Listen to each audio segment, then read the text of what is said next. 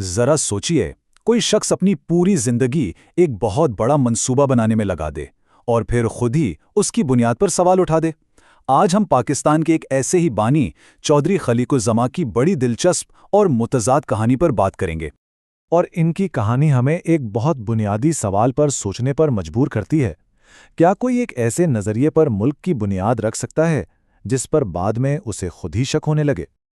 یہ ہیں چودھری خلیق الزماں، آل India Muslim league کے ایک بہت بڑے رہنما اور پاکستان کے اہم ترین بانیوں میں سے ایک۔ تحریک پاکستان کے ایک ایسا نام جن کے بغیر تاریخ ادھوری لگتی ہے۔ لیکن کہانی میں اصل موڑ تو اب آتا ہے۔ اپنی ہی یادداشتوں میں وہ لکھتے ہیں کہ دو قومی نظریہ ہندوستان کے مسلمانوں کے لیے سیدھا سیدھا نقصان دہ ثابت ہوا۔ ایک لمحے کے لیے رکیے، یہ الفاظ اس شخص کے ہیں جس نے اسی نظریے کو حقیقت بنانے کے لیے اپنی زندگی کا ایک بڑا حصہ وقف کر دیا۔ تو اس سے پہلے کہ ہم ان کے شکوک و شبہات کو سمجھیں، آئیے ذرا دیکھتے ہیں کہ وہ ایک قوم کے معمار کے طور پہ کتنے اہم تھے۔ 1940 کی قرارداد لاہور، یہ وہ تاریخی دستاویز تھی جس نے پاکستان کے خواب کی بنیاد رکھی۔ یوں سمجھیں کہ مسلم لیگ کا وہ باقاعدہ اعلان تھا جس میں پہلی بار آزاد مسلم اکثریتی ریاستوں کے قیام کی بات کی گئی تھی۔ اور اس تاریخی لمحے کے بالکل مرکز میں کون تھا؟ خود چودھری خلیق الزماں۔ اس تصویر میں وہ مارچ 1940 میں قرارداد لاہور کی تائید کر رہے ہیں۔ یہ تصویر تحریک پاکستان میں ان کے کلیدی کردار کا ایک جیتا جاگتا ثبوت ہے۔ لیکن ان کا کردار صرف قراردادوں تک ہی محدود نہیں تھا۔ اب چلتے ہیں ایک ایسے منفرد اور علامتی لمحے کی طرف جو ہندوستان اور پاکستان کی پیدائش کے عین وقت پر پیش آیا۔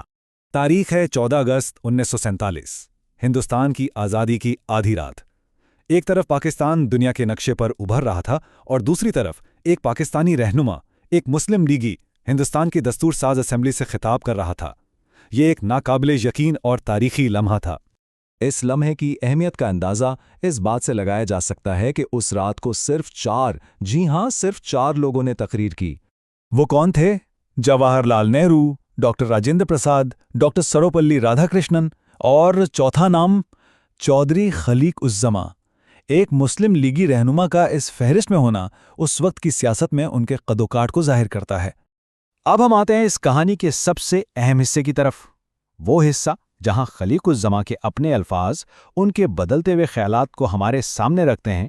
1961 میں ان کی یادداشتوں پر مبنی کتاب پاتھ وے ٹو پاکستان شائع ہوئی۔ اسی کتاب میں انہوں نے اپنے ان دوسرے خیالات کی پوری تفصیل بیان کی ہے اور یہ ان کے نقطہ نظر کو سمجھنے کا بنیادی ذریعہ ہے۔ وہ اپنی کتاب میں بالکل کھل کر لکھتے ہیں کہ دو قومی نظریے نے نہ صرف بدگمانی پیدا کی بلکہ مسلمانوں اور ہندوستان کے ہندوؤں کے بیچ ایک نظریاتی دیوار کھڑی کر دی۔ اور بات صرف یہیں ختم نہیں ہوتی، وہ بانی پاکستان محمد علی جناح کے بارے میں ایک ذاتی واقعہ بتاتے ہیں جو بہت سوں کو حیران کر دے گا۔ وہ لکھتے ہیں، میں نے اس سے پہلے مسٹر جناح کو کبھی اتنا پریشان نہیں دیکھا، شاید اس لیے کہ وہ اس وقت بالکل صاف محسوس کر رہے تھے کہ مسلمانوں کے ساتھ آگے کیا ہونے والا ہے۔ اور پھر آتا ہے خلیق الزماں کا سب سے بڑا دعویٰ۔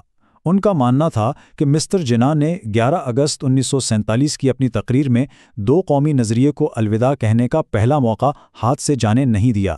مطلب ان کے مطابق خود بانی پاکستان نے اس نظریے کو ترک کر دیا تھا۔ تو جب ایک بانی کے ذہن میں خود اتنے بڑے شکوک و شبہات ہوں تو سوال یہ پیدا ہوتا ہے کہ اس تضاد نے ان کی باقی زندگی اور ان کی میراث پر کیا اثر ڈالا۔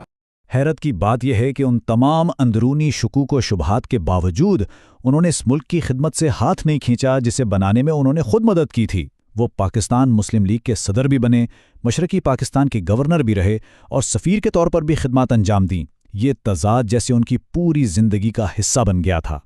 تو یہ ہے ان کی زندگی کا مرکزی تضاد، ایک ایسا رہنما جس نے ایک قوم کی تعمیر کی لیکن پھر اس کے بنیادی اصول پر ہی سوال کھڑا کر دیا۔ اور یہی بات اس کہانی کو بہت گہرا اور پیچیدہ بنا دیتی ہے۔ اور یہ کہانی ہمیں ایک آخری اور بہت گہرے سوال کے ساتھ چھوڑ جاتی ہے، تاریخ کا رخ کیسے بدلتا ہے جب اسے بنانے والے معمار خود ہی اپنے بنائے ہوئے شاہکار پر نظر ثانی کرنے لگیں؟